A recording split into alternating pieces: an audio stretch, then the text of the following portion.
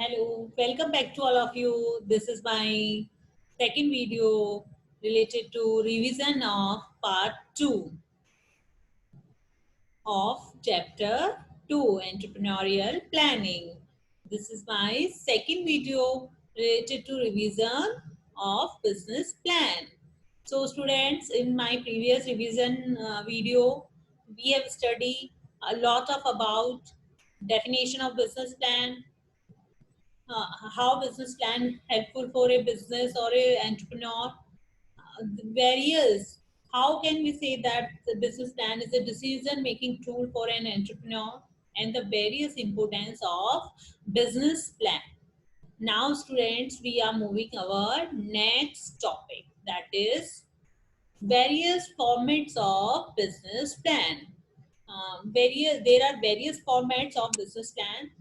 Student, here we revise what are the formats of business plan.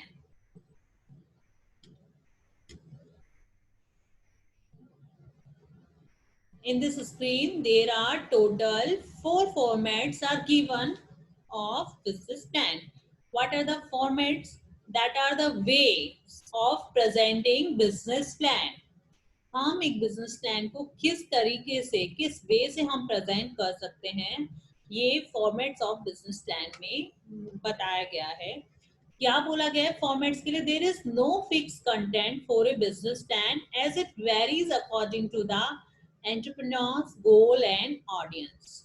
Business to business ये change हो सकता है, या जो हम बात करें वेरियस मतलब बिजनेस प्लान बनाने का व्यू क्या है, किसके लिए हम बिजनेस प्लान बना रहे हैं, तो ये सारी चीजों को हम कंसीडर करें तो उस अकॉर्डिंग बिजनेस प्लान का साइज मैटर करता है. वो बहुत शॉर्ट हो सकता है, बहुत लेंथी हो सकता है.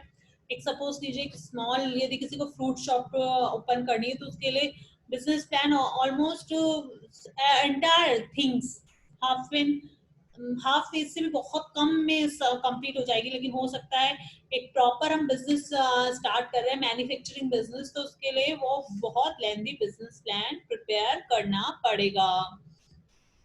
अब हम बात करें फॉर्मेट्स ऑफ बिजनेस प्लान, तो यहाँ पे 4 फॉर्मेट्स है. फर्स्ट, जैसा मैंने आपको वीडियो में बताया था, जब ये समझाया था, 4 फॉर्मेट क्या है? Elevator pitch, A pitch deck with oral narrative, a written presentation for external stakeholders, and internal organizational plan.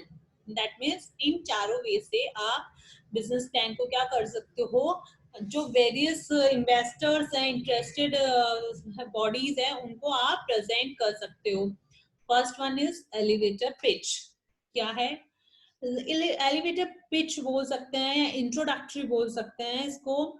तो it is a 3-minute summary of the business plan, executive summary. Executive summary में मैंने आपको पहले भी बताया है कि complete detail, it's simply 1 page summary होती है, तो उसमें कंप्लीट डिटेल, शॉर्ट में सारी डिटेल्स मेंशन होती है जो आपने बिजनेस प्लान में क्या है एग्जीक्यूट किया है, बिजनेस प्लान में आपने जिस तरीके से किया है. तो यहाँ पे वो एग्जीक्यूटिव समरी है. It is a 3-minute executive summary of the business plan. This is often used to teaser to awaken the interest of potential funders, customers, and strategic partners. मैंने जब बताया था, आपको पढ़ाया था, तो ये मैंने आपको एग्जाम्पल भी कनेक्ट किया था. कोई भी मूवी रिलीज होती है तो elevator pitch is like a trailer of that movie, trailer of that business plan. मतलब एंटायर चीजें उसमें नहीं आएगी, लेकिन हमको एक शॉर्ट हिंट लग जाता है, आइडिया हो जाता है कि हाँ ये इससे रिलेटेड होगा. तो elevator pitch is a 3-minute summary of the business plan, executive summary. Next है pitch deck with oral narrative. यहाँ पे क्या है? Pitch deck with oral narratives, मतलब हम कोई पिक्चराइजेशन प्रेजेंट कर रहे हैं और उसके बाद उसके अलावा हम उसको एक्सप्लेन भी कर रहे हैं. तो a hopeful entertaining slide show and oral narrative that is mean to trigger discussion and interest potential investors in reading the return presentation, that is the executive summary, and a few key graphs showing financial trends and key decision making benchmarks. Next हम बात करें third point. Third जो format है business plan का वो है a return presentation for external stakeholders. That means एक जो एक्सटर्नल स्टेक होल्डर्स का पहले तो यहाँ पे मीनिंग देखते हैं। Stakeholder means all the person who are directly or indirectly related to a business. It may be shareholders, it may be debtors, it may be creditors, it may be bankers, it may be financial persons. All the person are included in the stakeholder. So what a written presentation for external stakeholders means? A detailed, well-written and pleasingly formatted plan targeted at external stakeholders.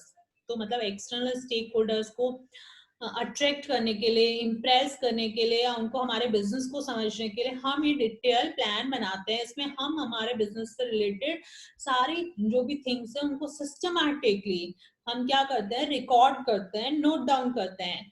Next है an internal operational plan. ये क्या है? A detailed plan describing planning detail that are needed by management but may not be interested of external stakeholders. तो that means ये क्या है? Internal operational plan से that means organization के अंदर का प्लान क्या होगा, हम क्या करेंगे, किस तरीके से इन चीजों को अरेंज करेंगे, क्या तो हो सकता है इस पार्ट में एक्सटर्नल स्टेक होल्डर्स अरेंज ना हो, लेकिन हम इंटरेस्टेड ना हो, लेकिन हमारे बिजनेस के लिए, हमारे लिए बहुत ज्यादा क्या है, रेलेवेंट है। तो fourth part is an internal operational plan. तो कौन कौन से थे चार part? Elevator pitch, a pitch deck with oral narrative, a written presentation for external stakeholders, and internal operational plan. Now student, we are moving the various formats of business, components of business plan. What are the components of business plan? That means किन components, किन parts को मिला के business plan बनाया गया है, क्या क्या क्या part यहाँ पे cover किए हैं। तो हम यहाँ पे देख रहे हैं कंपोनेंट्स ऑफ बिजनेस प्लान, जो मैं आपको यहाँ पे करा भी रही थी, हम इस टॉपिक पे कंटिन्यू कर रहे थे। तो हम यहाँ पे देखते हैं total 9 components of business plan. First one is introductory cover page, general introduction. The second one is business venture. Third one is organizational plan. Fourth one is production plan. Fifth one is operational plan. Sixth one is human resource plan. Seventh, marketing plan. And eighth one is financial plan. And the ninth, miscellaneous. These are the components of business plan. In components को हम जैसे जैसे complete करते जाएंगे, हमारा business plan ready हो जाएगा, prepare हो जाएगा। अब हम बात करें, रिवीजन की बात करें, तो मैंने फर्स्ट जो आपको इंट्रोडक्टरी कवर पेज है उसके बारे में आपको कंप्लीट बता दिया था, एक्सप्लेन कर दिया था। तो हम इसके बारे में देखते हैं क्या क्या चीजें, क्या क्या कंपोनेंट्स यहाँ पे इंट्रोडक्टरी पार्ट में कवर है। फर्स्ट वन है entrepreneurs biodata. That means entrepreneurs related general detail. क्या क्या है, क्या क्या डिटेल कवर है? Name and address of the promoter. Promoter are the person who decide to start the particular person business. तो यहाँ पे एंटरप्रेन्योर्स बायोडाटा में क्या है? Name and address of the promoter, his or qualification, experience and other capabilities. In case of partner, their name, number, address, designation, etc. ये सब हमको यहाँ पे जो फर्स्ट है एंटरप्रेन्योर्स बायोडाटा, यहाँ पे हमको ये मेंशन करनी होगी। नेक्स्ट हम देखते हैं, और नेक्स्ट यहाँ पे जो बोला गया है इंडस्ट्री प्रोफाइल, यहाँ पे बताया गया है इंडस्ट्री प्रोफाइल में the name and address of the enterprise.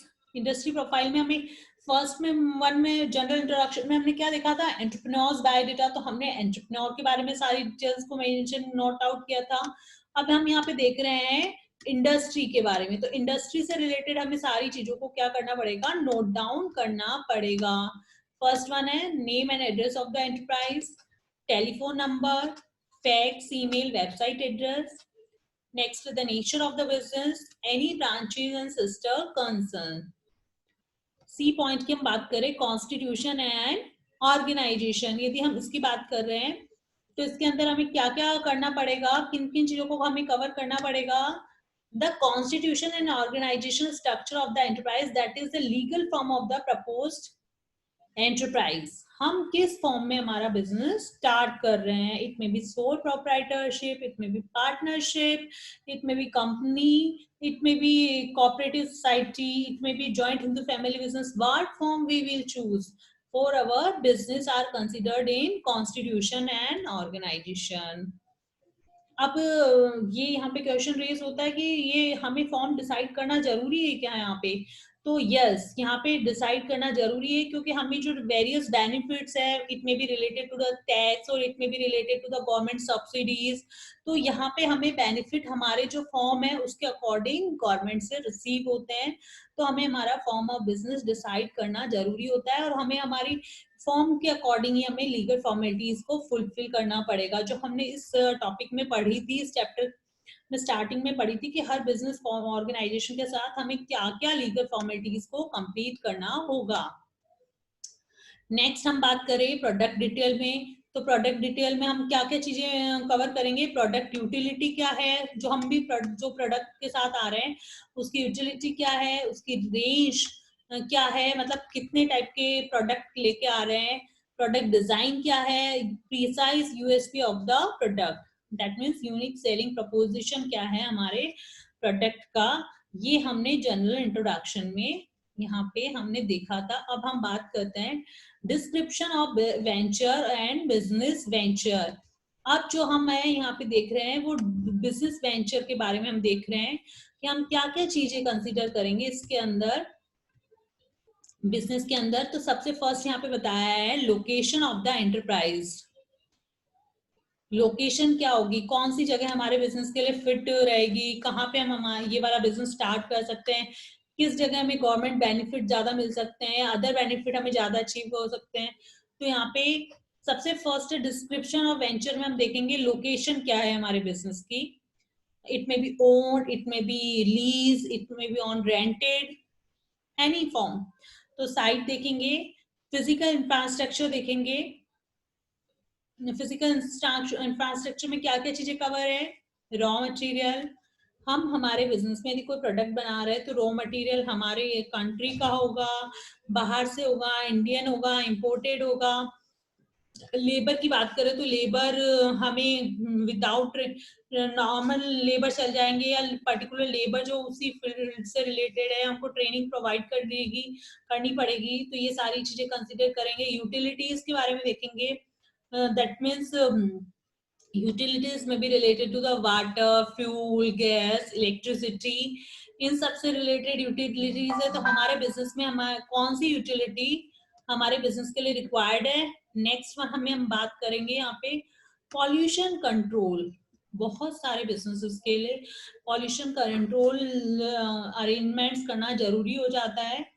Government otherwise उन बिजनेस को बैन कर देती है, स्टॉप कर देती है। तो और हमारे जो बिजनेस है उसकी रेपुटेशन भी खराब होती है। तो इसके लिए हमारे बिजनेस का जो सीवेज सिस्टम है, सीवेज ट्रीटमेंट प्लांट है, वो सब क्या है, ये सब हमें यहाँ पे डिस्क्रिप्शन ऑफ बिजनेस वेंचर में मेंशन करना पड़ेगा।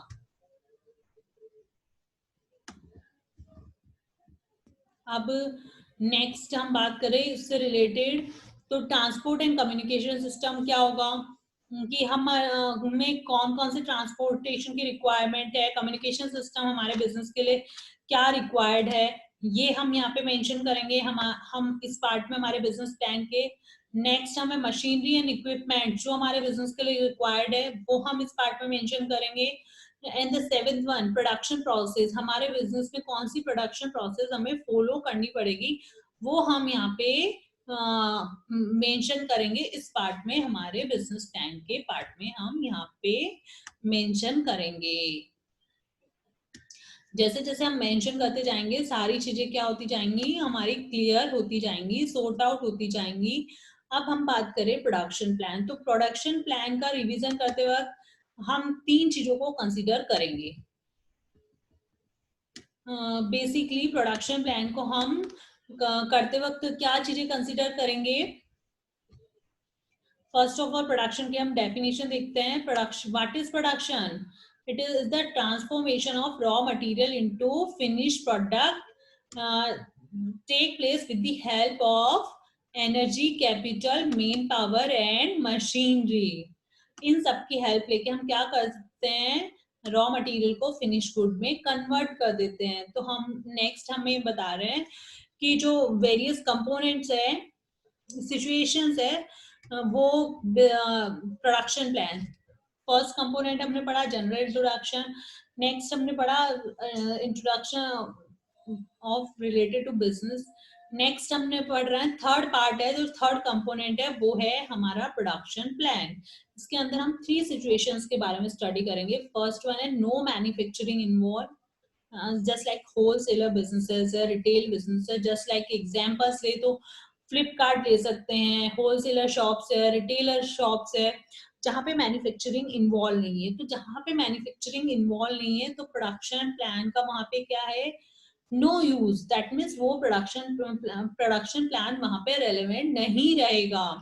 नेक्स्ट हम पार्शियल मैन्युफैक्चरिंग. पार्शियल मैन्युफैक्चरिंग मतलब कुछ पार्ट हम मैन्युफैक्चर करते हैं और कुछ पार्ट हम किसी को कॉन्ट्रैक्ट पे देते हैं, या हमारा जो पार्ट है मटेरियल है हम सब मतलब कुछ प्रोसेस होने के बाद में हम उसे मंगाते हैं. तो यहाँ पे हम जो पार्ट हम कर रहे हैं, हम हमारे बिजनेस के अंदर कर रहे हैं, तो उसके बारे में हमें कंप्लीट डिटेल करनी है.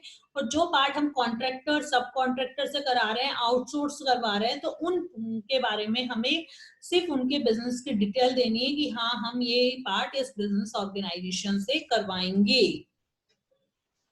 नेक्स्ट हम बात करें, नो मैन्युफैक्चरिंग हो गई है, पार्शियल मैन्युफैक्चरिंग हो गई है. तो लास्ट वन क्या है, complete manufacturing. That means start to end all part have done by our organisation. मतलब सारा पार्ट रॉ मटेरियल से लाके उसको अल्टीमेट कंज्यूमर तक पहुंचने तक जो भी प्रोसेस है, वो सारे प्रोसेस यदि हम हमारा बिजनेस करता है तो हम उसे कहेंगे कंप्लीट मैन्युफैक्चरिंग. तो हमें इसके बाद ये जब हम कंप्लीट मैन्युफैक्चरिंग करेंगे तो हम क्या क्या चीजें, क्या क्या थिंग्स को मेंशन करेंगे हम हमारे बिजनेस प्लान में. The physical plant layout, the machinery and equipment required to perform the manufacturing operation, raw material and supplies, raw material and suppliers name and address, terms and conditions, cost of manufacturing, any future capital requirement, all are mentioned in this part if we are complete manufacturer. यहाँ पे हमारे business जो बात करें, ये production plan complete हो गया है. प्रोडक्शन प्लान के बारे में एक इम्पोर्टेंट लाइन मेंशन है यहाँ पे, picturizing ahead every step in a long series of separate operations, each step to be taken in the right place of the right degree at the right time, and each operation to be done at the maximum efficiency. It is the objective of production plan. It is the main objective of production plan. तो यहाँ पे हमारा production plan complete हो गया है. अब हम जो हमारा जो नेक्स्ट पार्ट है वो है हमारा ऑपरेशनल प्लान. जो नेक्स्ट पार्ट है वो क्या है, ऑपरेशनल प्लान. तो ये ऑपरेशनल प्लान अब मैं स्टार्ट करूंगी, तो उससे पहले जो रिमेनिंग टॉपिक है वो मैंने आपको यहाँ पे कंप्लीट रिवाइज करा दिया है. अब आपकी जो रिस्पॉन्सिबिलिटी बनती है वो ये है कि आप इससे रिलेटेड जो आप फर्स्ट इसको रीड करेंगे, लर्न करेंगे, और इससे रिलेटेड जो भी क्वेश्चंस है आपके माइंड में आप उनको नोट डाउन करके रखेंगे, ताकि जो हमारी लाइव स्ट्रीम क्लासेस होंगी तब हम वहां पे आपकी जो भी प्रॉब्लम्स है उनको सॉल्व करेंगे और एग्जाम्स के लिए हम बेटरली प्रिपेयर करेंगे. So student, in my next video we will discuss about operational plan. This here this class and